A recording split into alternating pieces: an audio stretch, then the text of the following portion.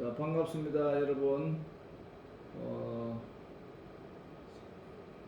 14주차 비대면 수업을 시작하도록 하겠습니다. 여러분들이 보고 있을 때는 12월 3일 수능일이 되겠습니다. 갑자기 코로나로 인해 가지고 수업 일정이 변경되었습니다. 따라서 여러분들 마지막 수업인데 좀 비대면 수업을 해서 조금 유감이 있습니다.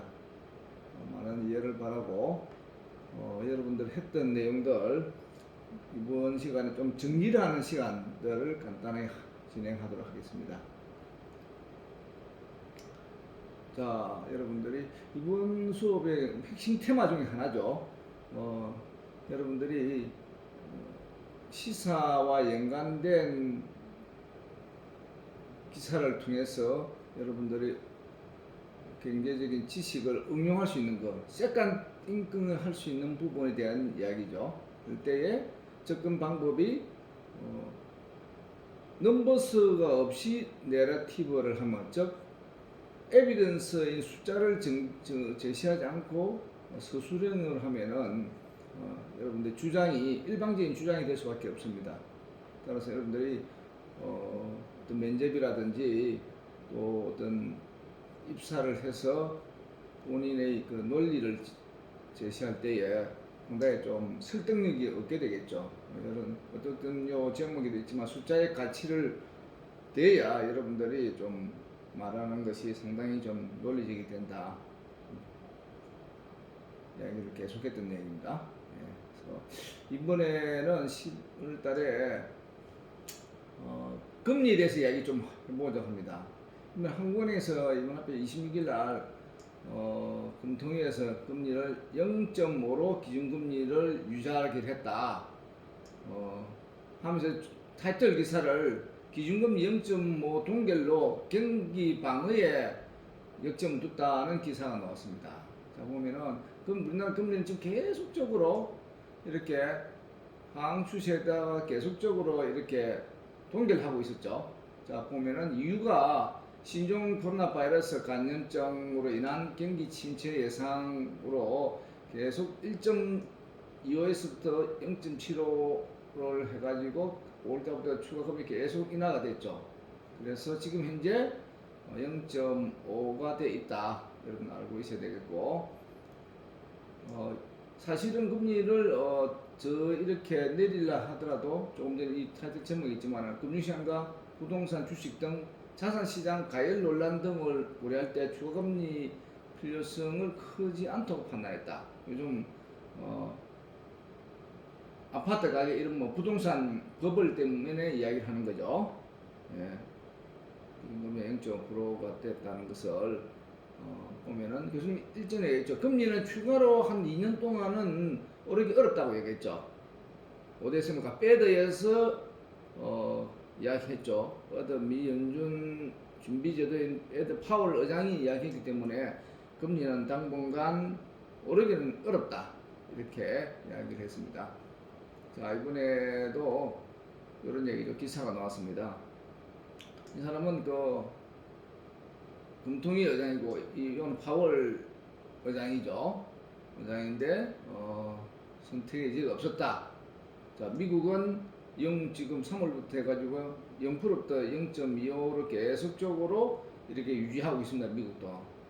그런데 이 파월 의장도 경질될 뻔했죠. 지금 트럼프 대통령이 금리를 갖다가 더 내리라고 주장했는데 안 내리고 계속 이 금리를 유지했던 거예요. 이제 새로운 정부가 들어서서 바이든 정부 들어서서 더더구나 경기 진장책을 쓸 겁니다. 진장책을 쓰더라도 경기를 올릴 것을 미 연준의 경기가 오르면 당연히 물가가 오르고 물가가 오르면 금리가 오를 수밖에 없는데 그럼에도 불구하고 금리를 방어를 하겠다고 얘기했죠. 언제까지 한 2년 동안에 금리 물가가 오르더라도 걱정하지 마라. 금리 안 오를 테니까 계속적으로 시그널을 계속적으로 줬죠. 그래서 한 2년 정도는 2년이나 3년 정도까지 계속 이 금리를 유지가 계속될 것으로 교수는 판단하고 있습니다. 그것을 뭡니까? 경제용어로 골디락스라고 이야기를 했던 적이 있었죠. 골디락스. 예. 보면은 우리나라는 지금 현재 3월부터 해가지고 0.5% 내려가지고 현재 금리는 0.5입니다. 현재 기준금리 0.5고 미국은 0%에서 0.25 이렇게 되죠. 빼더나 그렇게 되고 있다. 추세는 들어가고 있죠. 우리나라 한국은 금리가 이렇게 계속 하향추세죠. 미국은 뭡니까 2018년 위에서 우쭉 이렇게 급격하게 하는데 요 더 이상 이제 뭐 마이너스 금리 요는 실제 지금 마이너스 금리 상태는 똑같은 상황이죠. 미국이나 한국이나 마이너스 금리나 똑같다 이렇게 보시면 정확하게 봅니다. 그래서 앞으로 금리 마이너스 금리의 부장도 계속 생길 수도 있다고 저는 판단하고 있습니다. 자, 금리가 내리면 여러 가지 문제가 됩니다. 최근에 교수님이 그러니까 요게 부산문화재단에 자금을 어떻게 해야 되는지 자문을 해준 적이 있습니다. 이 공기업은 해마다 연초에 기본자산에 대해서 어떻게 운영해야 될 것을 갖다 의결을 합니다. 그래서 위원회의 승인을 받아가지고 이사에 의결을 하는데 여기 문화재단에 약간 전문성이 좀 없습니다. 그 교수님이 여기에서 운영위원을 하고 있습니다. 그래서 승인해 준 내용이 예를 들어 이거죠. 보면은 이게 사례입니다. 앞주에 11월 24일 한 건데 이 부산문화재단 여러분 아시잖아요. 문화인이 어렵잖아요. 힘들고 어려우니까 나라에서 지원을 해주는데 그 지원을 하는 방법이 뭡니까? 돈으로 지금 매년 의회에서 돈을 해가집니다. 이거는 지금 돈에 몇천원 있지만은 내년도에 한 347억을 어떻게 운영해야 될 것인지 교수님들 물어본 겁니다. 자, 보면 이 회사는 최근에 금리가 있을 때는 보통 보면은 이렇게 회사채 한번 볼까요? 회사채가 3%였습니다. 삼성증권이라든지 이거 있을 때 3%였는데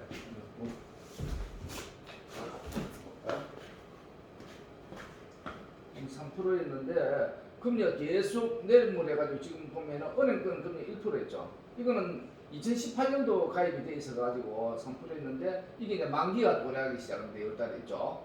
이 금리를 어떻게 해야 될 것인지 대해서 교수님이 어떤 자문을 해준 상황입니다. 그러니까 이 보면은 이 공기업의 자산 운용은 항상 뭡니까? 이렇게 안정성을 최우선적으로 하면서 수익성을 추구해야 됩니다. 그래서 이 금리를 가지고 또 직원들이 급여를 줍니다. 그래서 금리도 조금 정도 돼야 되겠고 또 유동성의 위기가 없어야 되겠죠. 어려운 상황인데 이런 내용들이 금리가 낮아지면 문제가 된다는 얘기입니다. 비단 이 부산문화재단의 예를 들어 했는데 이 여기도 보면입니까 코로나19 이렇게 있고 금리를 어떻게 할 것인지 고민하고 있죠. 그죠? 요 회사 이거 있죠. 요 현대롯데만 해가지고 교수님이 상당히 직접을 당했던 상황이었는데 현대롯데의 트리플 B 플러스에 이자를 많이 주는 걸 31조 이자를 많이 주는 걸 투자를 해가지고 상당히 조금 문제가 될 뻔했습니다. 그래서 지금 뭐 금리가 낮아지면은 이런 문제들이 생길 수 있다는 얘기를 지금 하고 있는 겁니다. 시고 보면은 자 기준금리가 떨어지면 문제만 한번 보면은 먼저 비역회 항공이 합니다. RP는 통화 면책 이게 돈이 푼다는 얘기거든요. 기준금리 인하라는 얘기는요. 두 번째는 기준금리 인하하면 단기금리가 콜금리, CP/CD 금리가 하락하게 됩니다. 두 번째는 3년에서 회사채 금융금리가 하락하게 되죠. 그 다음에 금리가 내리니까 뭡니까? 이렇게 기업들이 저리로 자금을 가지고 생산 활동하니까 어떻게 됩니까? 수익성이 높아지죠. 그러니까 투자가 활성되고 또 기업이 그 자금이 건전하다 보니까 뭐 어떻게 됩니까? 이렇게 유동 자본시장이 활성화돼 일어날 수가 있는 거죠. 지금 현재 상태가 그렇습니다. 돈이 갈 데가 없단 말입니다. 돈이 부동산에는 정부에서 꽉 막고 있고 투기를 못 하고 못 각오를 하니까 세금으로서 못 각오를 하죠. 그러니까 주식 시작하는 거죠. 금리가 높으니까. 금리가 낮으니까. 금리 높으면 그렇게 안 가겠죠. 기준금리가 인하된 파급효과 4가지가 있었네요. 자, 그러면 경기가 좋아졌다 하면 금리가 어떻게 되면 경기가 좋아졌다 한번 볼까요? 경기 좋아졌다. 기업의 투자 가계, 대출, 소비가 증가되겠죠. 그 다음에 돈 수요가 많이 늘으니까 돈 수요가 늘면 뭡니까? 수요가 늘어나니까 돈에 대한 가치가 올라가겠죠. 금리 상승되죠. 그죠? 자, 금리가 상승됐다는 얘기는 경기가 좋아졌다 의미를 아주 교과서적으로 하는 얘기입니다. 자, 경기가 나빠졌다. 경기 나빠졌다. 경기 나빠지면 가계 기업들이 투자가 위축되니까 대출이 감소되겠죠. 가계나 기업이나 다 어려워지죠. 지금 이제 가계가 어려워졌잖아요. 그죠? 그러지만 돈 수요가 돈 투자를 안 해죠. 안 하니까 지금 금리를 갖다 낮추려잖아요. 그러면 어떻게 됩니까? 금리를 하락시켜 가지고 계속적으로 경기 진정책을 써야 된다는 얘기죠. 예, 아주 이거 기본적인 얘기인데, 그러면 이제 이거 실제 적용 어떻게 한번 봅니다. 자, 미국뿐만 아니라 일본도 안 봅니다. 일본도 여러분들이 마이너스 금리 책이거든요. 마이너스 금리라는 얘기는 뭐냐? 물가 상승률보다 금리가 낮은 거죠. 자, 일본은 여러분들이 돈을 맡기면은 이자를 받는 것이 아니고 수수료를 내야 됩니다. 그렇죠? 일본은 잃어버린 20년, 30년 하다는 거죠. 일본은 2010년 이렇게 이자를 내야 됩니다. 그러니까 1억을 맡겨놓으면 0.1%로 붙으면 얼마입니까? 찾는 금액이 1억 플러스 이자가 1억 플러스 이자만큼 마이너스가 한다는 얘기죠. 예. 자, 마이너스 기준금리. 자, 보면은 봅니다. 자, 이 지금 코로나 해가지고 금리가 내림으로 인해가지고 어떤 문제가 생기냐면은 이게 지금 현재는 여러분들이 부동산 영권 시대 부동산이 지금 문제가 생기고 있죠. 금리가 너무 낮은 마이너스 금리가 되니까 이 마이너스 금리가 되면 뭡니까? 생산적인 활동에 가가지고 기업에 지원이 돼가지고 기업이 투자들이 나고 이 경쟁력 제품을 만들어가지고 팔아야 되는데 이 기업이 너무 낮으니까 이게 뭡니까? 어떤 반대적인 현상이 생기는 겁니다. 뭐 어디 자본이 여기 떠가지고 어디 가냐면 부동산에 가고 있다는 얘기입니다. 이렇게 가면은 어떻게 됩니까? 돈이 생산적인 활동이 안 돈다는 얘기죠. 그렇죠? 그럼 우리가 자원 배분이 왜곡되고 금융위기가 2008년도에 그래 있었죠. 금융위기 초래되고 이 소비가 확대돼야 되는데 소비가 안 되고 생산적인 돈이 안 도니까 장롱에 돈이 들어갑니다. 얼마 전에 보면서 그러면서 5만 원짜리가 없다는 얘기 나오죠, 그죠? 10월 18 기사 비친 건데 마이너스 금리의 순기능은 기업의 창조적인 활동을 통해서 경제의 어떤 체질을 개선해 나가야 되는데 이렇게 이 코로나로 인해 가지고 저금 상태는 어떤 악영향이 생긴다는 얘기죠. 사람들이 많이 안 움직여 하니까 결론적으로 생산 활동이 안 가니까 불급한 그 활동이 안 된다는 얘기잖아요. 그럼 부동산에 가는 거죠. 지금은 우리나라가 지금 자본시장 중에 부동산 시장이 있고 증권시장인데 증권시장도 지금 좋습니다.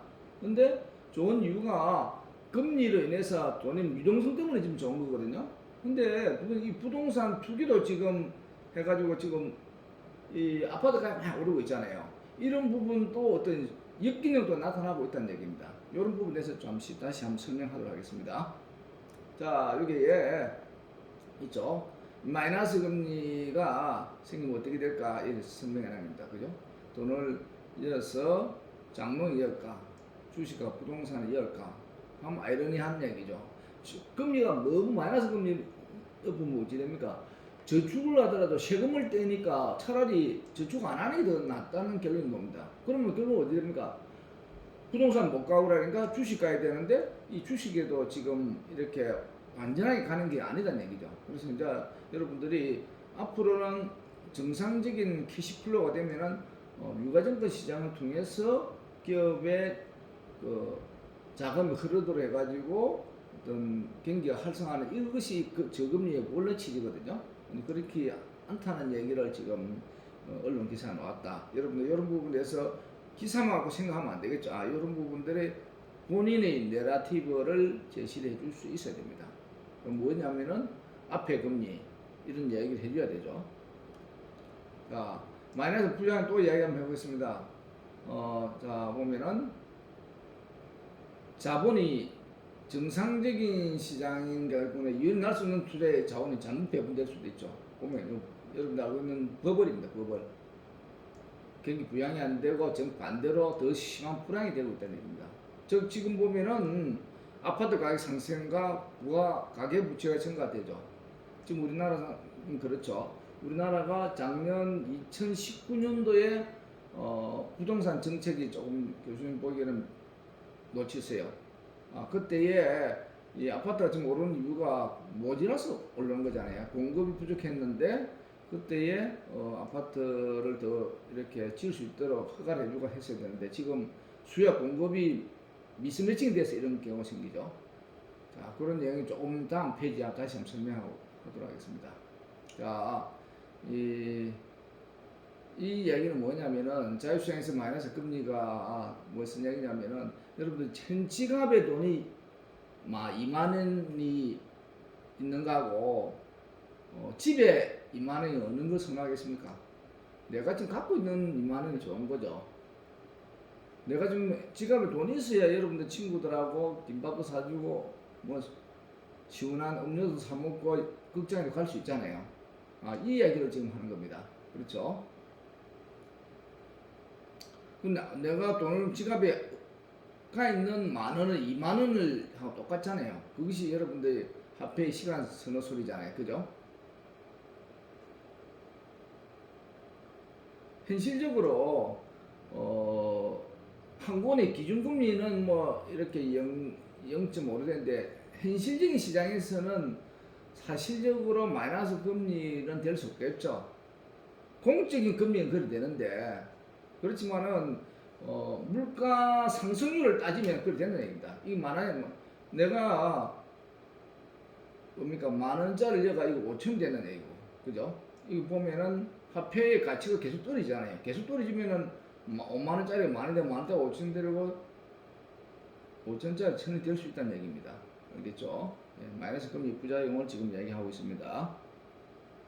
자, 요 마이너스 부작용에 대해서 너무 생기면은 금융기관도 이 금융위기를 이야기할 수 있습니다. 이 은행의 그 림이라 하는데 금리가 3% 5% 시대는 은행에서 대출해가지고 빌려준 돈하고 예금에서 지불한 차이가 림이거든요. 그 림을 가지고 은행 묶고 사는데 3% 하던 것이 금리가 1% 되면 어찌 됩니까? 1%에서 고객인데 받은 예금이자 0.5%를 주고 대출에 1% 받는다. 그러면 0.5밖에 안 남잖아요. 그죠? 그 3%하면 2% 남는데 이런 게 되면은 은행에 상당히 어려워진다는 얘기입니다. 그래서 요즘 금융회사들은 상당히 어렵습니다. 금융회사들은 계속 구조조정을 가고 전국적인 뱅크런도 생길 수 있다는 얘기거든요. 그래서 금융회사에 여러분들이 생각하고 있으면은 금융업종은 약간 지금 우리나라에서 한계 업종이 아닌가 이렇게 생각이 되십니다. 자, 이렇게 버블이 있고 이러면은 여러분 경기 후퇴가 된다는 얘기입니다. 자, 뭐 지금 뭘 이야기냐면 마이너스 금리 부작용 이야기하고 있습니다. 자, 마이너스 금리 이런 부작용도 있죠. 세 번째로 돈을 풀어가지고 경기 지장치가 돈을 써야 되는데 오히려 지금 저축을 하는 거 있어요. 저축이 늘어납니다. 저축이 줄어들어야 되잖아요. 그죠? 마이너스 금리는 저축을 이렇게 하는 금리를 안 주면 오히려 저축을 갖다가 줄이는 것이 아니고 저축이 늘을수록 역작용이 생길 수 있다는 부작용을 얘기하는 거잖아요. 그죠? 지금 딱 그렇죠. 지금의 저축을 돈이 안 움직여 돈을 갖고 있단 말입니다. 그래 은행이 안 열고 장롱성에 돈을 넣어놨는 거예요. 자, 이래서 결국은 이 마이너스 금리의 패턴이 이런 것이 많이 생긴다 이런 얘기죠. 자, 일본에는 전형적인 문제가 생겼잖아요. 일본 국민들은 금리, 펀드에 대한 유가증권 시장에 대한 DNA 거의 없습니다. 매우 안정적인 자산만 이렇게 운영하다 보니까 생활이 궁핍해질 수밖에 없죠. 보다 많은 기회이익을 가져올 수가 없으니까 유지할 수 없는 거죠. 일본은 거의 가계에 저축을 해가지고 이렇게 먹고 사는데 일본 국민들 굉장히 못 삽니다. 근데 저축을 워낙 많이 하니까 일본 나라는 잘 삽니다. 좀 아이러니하죠. 예. 그러니까 마이너스 금리는 이 사람들이 보면 생애 전체를 가지고 생각해서 소비와 저축을 해야 되는데 오히려 이렇게 수입이 적음으로 해서 노후가 더 불안전해질 이런 경우도 생긴다는 얘기죠. 그래서 실제 이런 저금리를 하는 이런 선진국도 어려움이 있지만 이런 나라는 뭡니까? 노후에 대한 복지가 잘 돼 있잖아요. 그렇죠. 그래서 이제 부작용이 일부 있지만은 그래도 잘 가고 있다 이렇게 볼 수 있습니다. 자, 마이너스 이 부작용은 여러분들이 조금 전에 유동성 함정 그때 한 문제 있습니다. 자, 유동성 결론적으로 유동성 함정이 돈이 안 도는 거잖아요, 그죠? 이러하기는 뭡니까? 이러려면은 분석해 가지고 경제 체질 개선과 기업과 가게가 이렇게 서로 매칭해 줄 수 있는 니즈를 맞으면 이렇게 투자가 일어날 수 있거든요. 그래서 이런 부분들이 조금 더 기업의 어떤 그 불건전한 업종, 좀비 기업들이 퇴출을 하고 선순환을 통해서 부가가치가 있고 이 역량 있는 기업들이 경쟁력 있는 기업들이 살아남아서 우리나라는 수출에 먹고 살아야 되잖아요, 그죠? 또 부가치 물건을 팔아가지고 이렇게 기업들이 계속 선순환되면은 유동성 함정을 탈출할 수 있다. 마이너스 금리를 탈피할 수 있다고 해서 이렇게 전합니다. 이러면은 물론 뭐 빚내서 주식하고 부동산 사업도 증가하겠지만은 기업을 대출을 해가지고 돈 수요를 증가하면은 금리도 상승할 수도 있잖아요, 그죠? 그래서 금리가 너무 많이 내리면은 문제도 있지만 또 너무 오르면 또 문제도 있습니다. 여러분 보면은 우리나라도 그렇죠, 그죠? 지금 세계는 가지 않는 있습니다. 이게 마이너스 금리가 무작정 좋은 게 아니다는 얘기입니다. 마이너스 금리가 페드 장도 그랬죠. 예, 마이너스 금리를 지금은 굉장히 세계 이제 어려우니까 이제 페드에서 일어나놨지만은 나중에는 이 금리를 갖고 재정 정책, 통화 정책이잖아, 그죠? 이걸 갖고 조정할 겁니다. 그래서 지금은 이제 마이너스 금리가 한 번도 가지 않는 길 가고 있다 이런 이야기하는데 앞으로 조금 이런 부분도 한번 지켜볼 일입니다.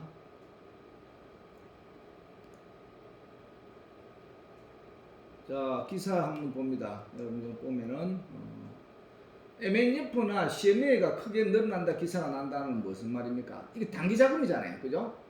단기 자금이 크게 늘어난다는 얘기는 뭐냐면은 그 시장의 방성이 불투명하다는 이야기입니다. 즉 뭐냐면 연금이 너무 낮아가지고 물가 상승률보다 금리가 낮으니까 마이너스 금리라는 얘기잖아요. 그래서 이 돈이 주식이나 부동산 수익성이 불투명하면 돈이 안 간단 말이에요. 부동산은 지금 이렇게 과도하게 가고 있어요. 주식도 자금이 엄청 몰리고 있어요. 지금 현재는 초기가 아니 초입이 아니고 어느 정도 방송이 있는 것 같은데 이게 너무 이런 금액이 늘어나면은 뭡니까 이 시장에 방송이 없다는 얘기입니다. 그때는 뭐냐면은 이렇게 되는 얘기죠. 그때는 예금의 주식 부동산이 바닥을 치고 반등식을 기다린다 이렇게 하는데 지금은 그 단계 중간을 지났어요. 초입 단계는 이렇게 됩니다. CMA나 MLF 장고 초입 단계는 많이 늘어나면은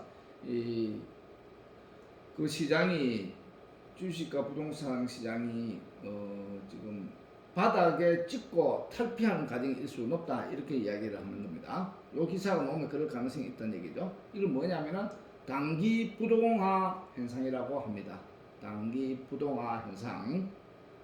자, 요거 용어 한번 여러분 체크해 주시죠. 자, 한번 금리 노다가 여러분들 한번 기사를 정리해 봤습니다. 1988년하고 여러분 1988년도 이때는 우리나라가 뭡니까? IMF 전이었죠. 그때는 뭐냐면은 좀 해피했던 시대인 것 같아요. 주거 부담도 적었고 빚도 적었고 교육비 부담도 적었고 또 생활 수준 향상 속도도 그때는 개발 시대였으니까 상당히 빨랐죠.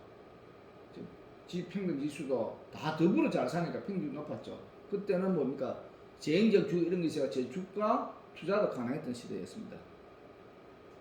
자, 이래 있고 자, 그때 여러분들이 부산 요 삼익 아파트가 지금 한 18억 한다거든요. 요 평수가요. 근데 강남 아파트 34평이 음마아파트 우리나라의 최고의 아파트의 가격 올랐다 안 올랐다 상징되는 것이 음마아파트인단 말입니다. 음마아파트가 얼마냐면 1980년 6,500만 원밖에 안 했어요. 지금 얼마냐면 25억 하거든요. 그렇죠. 자, 음마아파트는 택시 기사가 수익 기준으로 해가지고 12년 하면 음마아파트 샀어요. 6,500만 원. 그죠? 전세 가격은 26.8%밖에 안 되는데 2015년도랑 딱 비교를 합니다. 아파트가 11억대에 몇 평 있습니까, 여러분들? 한 20배 정도 뛰었죠. 그래서 뭐 전세도 굉장히 변동이 높았고, 택시 기사 월급 받아가지고 그때 80년도 140만 원 비교하면 80년 정도 얘기죠. 이 엄마 아파트입니다. 아직까지 한 30년 동안 이거 재건축한다가 아직까지 그대로 있는 거죠. 이 부산 같은 경우는 어디 아파트 비교하면 됩니까? 부산의 남천 삼익 아파트가 지금 요 모델을 한 거죠. 부산 그저께 기사가 부산 삼익 아파트가 얼마냐면은 18억 한대요. 물론 뭐 호가인 기준이지만 지금 그것이 재개발이 돼가지고 운영했을 때 이래 된다 하는 얘기인데 저것이 재건축성이 나가지고 언제 될지 모릅니다. 요 엄마 아파트 30년, 적어도 20년 있다가 될지 안 될지 몰라요. 그렇지만 이것이 저금리에 인한 마이너스 금리로 인한 부작용으로 부동산에 자금 쏠림 현상이 일어나니까 이런 경우가 생긴다는 얘기입니다. 자, 그때는 여러분 지금 빚을 내가지고 여러분 연끌 시대라는 게 뭡니까? 빚을 내가지고 아파트를 사겠다는 얘기잖아요. 근데 지금부터 30년 전에는 1988년도에는 뭡니까? 목표가 빚 갚는 것이 목표입니다. 이 연속곡에 여러분들이 캡처해놓은 거죠. 응답하라 뭐 일부 이런 드라마인데 뭐 이제 목표가 뭡니까? 빚을 다 갚으면 해피하다 이런 시대였죠. 지금 시대하고 완전히 다르죠. 30년하고 그죠?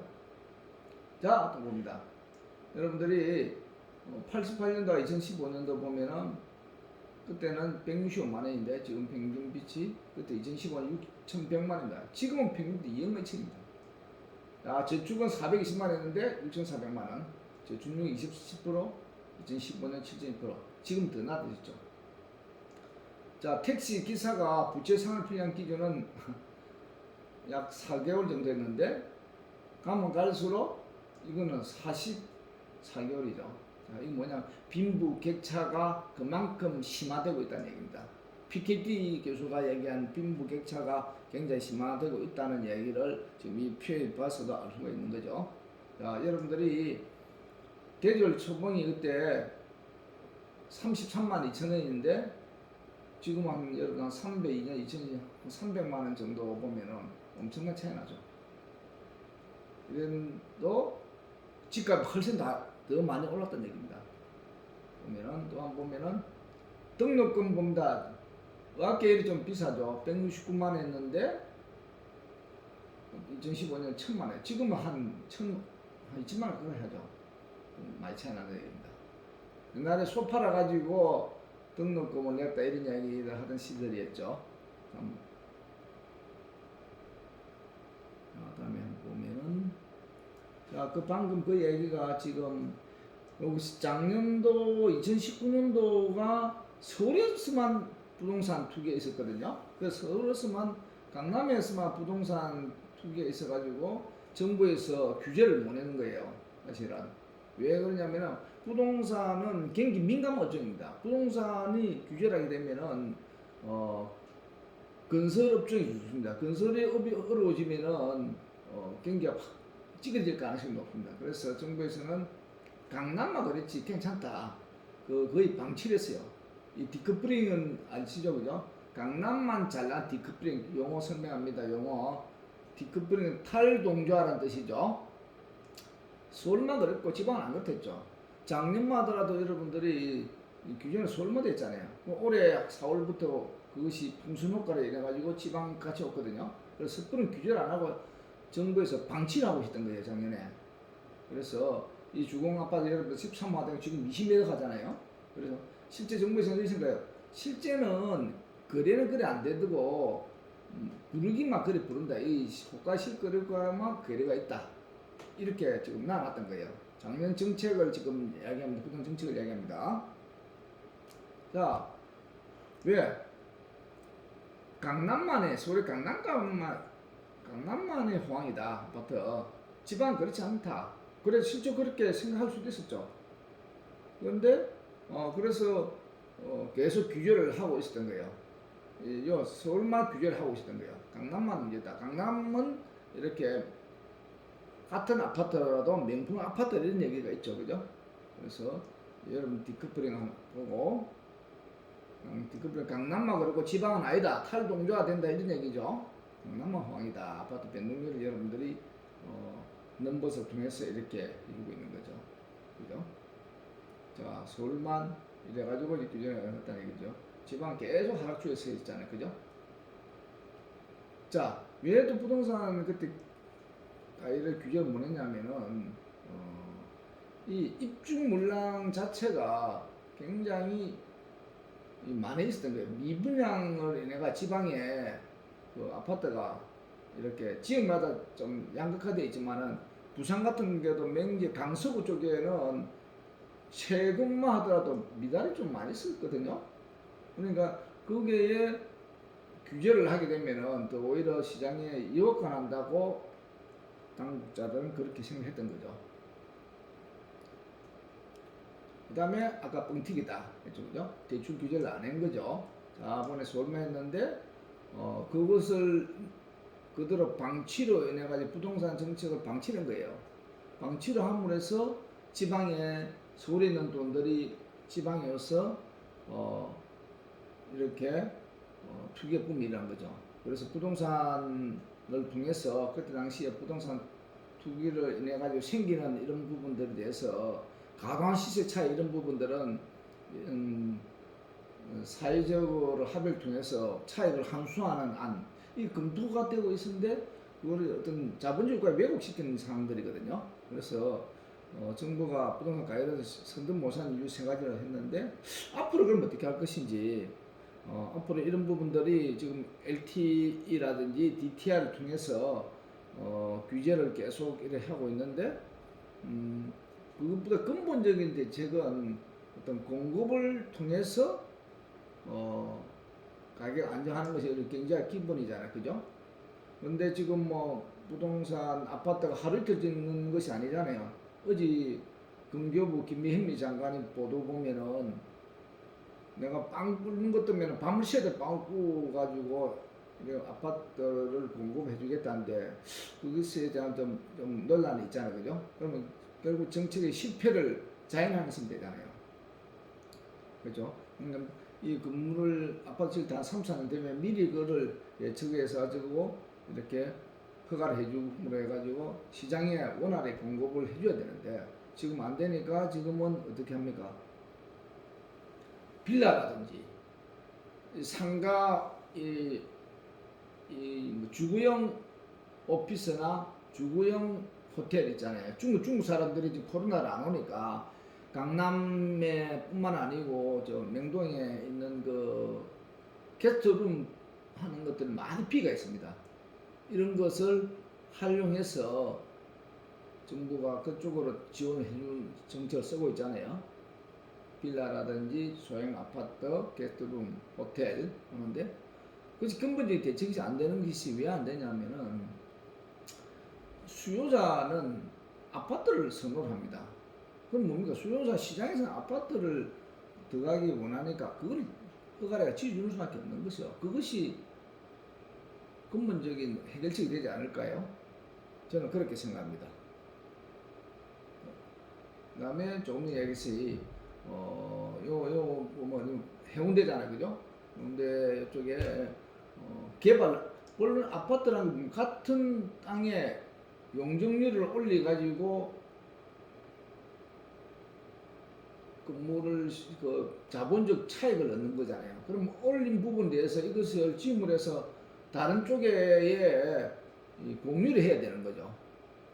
시세 차익이 났으면은 그러니까 사회적 합의를 통해서 이거를 시세 차익을 세금으로 가온다든지 이런 부분을 해야 되는데 이것이 합의가 안 된 상태에서 지금 그 규제를 하거든요.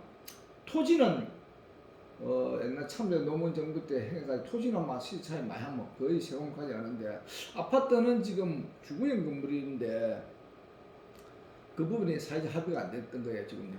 그래서 지금은 방법이 없으니까 양도세나 또는 금액이 뭐 9억이나 12억 높으면은 종부세를 통해서 지금 이 부동산 규제를 하고 있는데 좀 부작용도 있는 거죠. 퇴직한 사람들이 아파트 한 채밖에 없다. 소득이 없는 상황에서 세금을 내니까 이런 부분에 대해서도 어떤 사회적 합의가 돼야 되는데 이런 부분들이 현재 문제점으로 제시할 수 있습니다. 자, 여기 오늘 기사에 대한 내용이고요. 앞 시간에 여러분들을 했던 내용, 4차 산업 관련 요 내용하고, 그 다음에 시험에, 기말 시험에 대한 정리를 좀, 여러분들이 해주도록 하겠습니다. 4차 산업에 대한 내용들을 여러분들이 조금 한번 볼까요?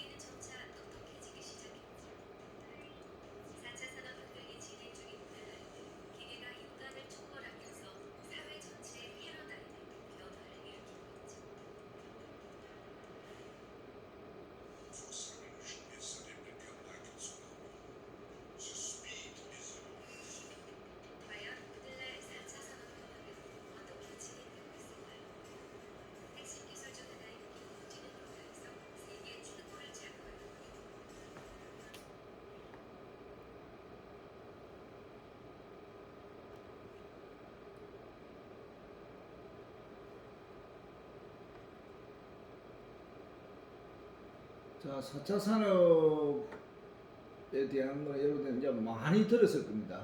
자, 이 시간 통해서 또 한번 리뷰를 시켜주는 부분이, 여러분들이 지금은 우리 경제학과와 어떤 4차 산업과 연결고리에 대한 내용들이 굉장히 중요한 하도로 지금 들어오고 있습니다.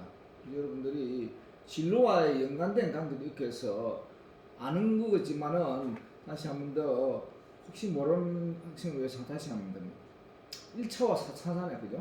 여러분 산업이 1차, 2차, 3차, 4차 산업이 있습니다. 여기 6차 산업도 있어요. 6차 산업 뭐냐면은 1차 산업은 농업, 농경 문화의 산업이고 2차 산업은 제조업 기반의 산업이고 제조, 조립, 가공 산업이고 3차는 문화 서비스 산업입니다. 문화 서비스, 유통 서비스죠. 이것을 1차, 2차, 3차를 다 합친 산업을 6차 산업이라고 합니다. 알겠죠? 6차 산업과 4차 산업에 대해서 좀 여러분들辨별력 가져야 됩니다. 4차 산업 잘 아는데 6차 산업에 대해서 부분들도 좀 요즘 하도에 놓고 있거든요.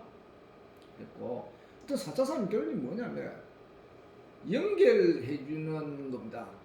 연결해주는 것이 사람이 하는 것이 아니고 요즘은 뭡니까? 이 데이터라든지 AI라든지 인공지능을 해준다는 얘기잖아요. 그죠? 모든 앞으로 지식들은 여러분 대학 4년도 배운 것들이 한 몇 분 만에 지식은 다 이렇게 흡수된다잖아요. 여러분들이 가져야 될 게 4차 산업이 이야기하는 부분은 판단하는 영역이 있잖아요. 이런 부분에 대해서는 여러분들이 조금 더 좀 계속적으로 좀 여러분 다듬어야 되는데 이 산업과 연결고리를 가지고 판단해야 되는 얘기입니다. 알겠죠? 네. 넘어갑니다. 자, 이런 내용들이 있다는 정도는 여러분 알아야 됩니다. 이런 부분들도 면접에서 나오는 사항이 있으니까 표로서 이렇게 한번 대처를 하겠습니다. 그렇죠? 자, 요즘 뭐 패러다임 공장 전부 다 스마트합니다. 스마트. 어플. 여러분 첫 시간에 얘기했잖아요. 그죠? 스마트 모빌리티를 한 시대다. 스마트 모빌리티 솔루션 방식으로 비즈니스 하는 시대를 했잖아요. 그죠? 용기입니다. 스마트 모빌리티 방식이 한 비즈니스가 결국은 4차 산업입니다. 그것이 뭡니까? 연결하는 거죠. 연결하는데 이런 부분들을 통해서 여러분 우리 학과하고도 연관되는 거잖아요. 그죠? 융합을 통해서 여러분들이 이런 쪽에 앞으로 나가야 된다입니다. 그죠? 제조업에 있는 공학계열 학생과 상경계열 학생들이 할 수 있는 것은 4차 산업을 통해서 시너지 효과를 올릴 수 있다는 얘기입니다. 안무자산 연구는 오늘은 패스하겠습니다. 패스하고 블록체인 방식, 블록체인이라는 얘기는 알죠? 블록체인 얘기가 어떻다 하는 거 용어도 알아놔야 되겠습니다.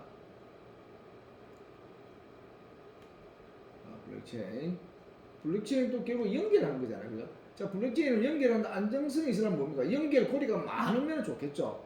그럼 더 안전하겠죠. 그죠? 블록체인 방식이 가능한 것이 비트코인 거래가 가능할 수 있는 거죠. 그죠? 자, 이런 부분들이 있다는 걸 알아야 되겠다. 블록체인 용어 하는 겁니다. 사토시 나카모토가 2009년 1월 비트코인을 만들어 공개했다. 자, 이런 내용도 있고. 자, 시간이 3분 정도 빨리 정리를 하고 여러분들이 기말 부분 좀 정리를 해주겠습니다. 블록체인 여러분들 좀 정리를 해주셔야 되겠다, 그죠? 자, 블록체인 기반이 가능한 것이 4차 산업혁명의 기반이기 때문에. 자, 앞으로는 전부 다 이런 식으로 간단히 얘기해요. AI, 3분 인터넷, 그죠? 이제 우리가 현대자동차 제네시스 처음 지금 나온 거 보니까 거의 뭐 무인화가 한 8, 90% 됐다고 이렇게 하거든요. 이거 가능한 것이 뭡니까? 인공지능과 빅데이터 방식에 의한 내용이 가능하기 때문에 이것이 가능한 거죠. 그죠? 자, 이것이 데이터인데 데이터가 뭡니까? 블록체인 방식으로 구현돼야만이 이것이 신뢰성이 있는 거죠. 자, 여러분들 나가면은 여러분들이 빌드 나가면은 굉장히 많이 들 때는 회사에서 우리 회사도 빅데이터 하자, 우리 회사도 AI 방식 하자, 스마트 방식 하자 이런 얘기를 할 겁니다. 그건 전부 다 4차 산업 기반의 기술을 갖고 여러분들이 솔루션을 제시할 수 있어야 된다는 얘기입니다. 자, 그럼 핵심된 내용이죠. 초연결사회, 그죠? 연결사회다, 그죠? 여기 있고 표로서 하겠습니다. 이런 4차 산업이 가능해진 것은 뭡니까? 이 신뢰성인데 신뢰성은 보안성이 있는 거죠. 앞으로는 그 부산은 교수님 이번 앞 시간에 얘기했죠. 사상이랬죠. 이거는 앞으로 거기에는 뭔가 스마트폰만 하고 뭐 하면은 모든 것이 해결 다 된댔죠. 우리나라가 정책적으로 일을 하고 있습니다. 블록체인 기술은 이런 것이다. 여러분 이제 표로서 설명해 대체하도록 하겠습니다. 블록체인이고. 앞으로는 화폐도 앞으로는 그 블록체인 방식이 되는데 아직 법적으로는 안 됐댔죠. 법적으로는 아직까지 우리나라는 항공에서 발행한 화폐만 인정을 해주고 나머지 인정을 안 해줍니다. 그래서 블록체인 방식 비트코인은 법적으로는 아니다. 이런 거 알고 있어야 됩니다. 앞으로는 이게 더 되면은 아프리카 쪽에는 많은 도움이 되겠더라고. 은행 계좌가 없는 사람들. 우리가 그 카카오톡에다 은행 계좌가 있어야 되잖아요, 그죠? 은행 계좌가 있어야 되는데 이런 부분이 있고 블록체인 방식 기사는 있죠, 그죠? 시장 경제도 앞으로 블록체인 방식이 되면은 굉장히 차이가 좀 날 거예요.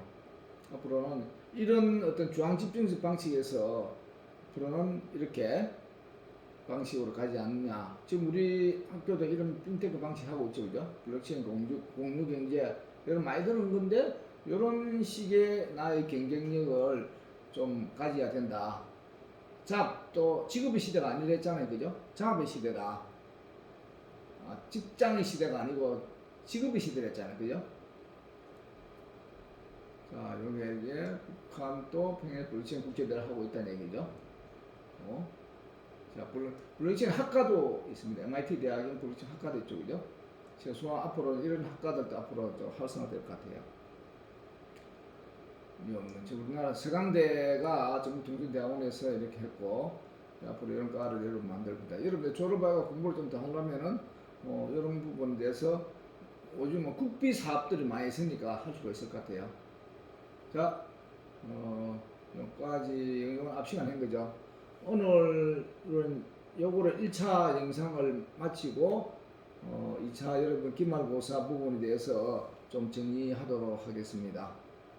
갑자기 이렇게 비대면 수업으로 진행이 돼서 여러분들 혼란스러운 면도 있고 교수님도 여러분들 보고 이렇게 했으면 참 좋은데 좀 아쉬운 점이 있습니다. 자, 하고 곧 2차 영상을 준비하도록 하겠습니다. 자, 수고했습니다.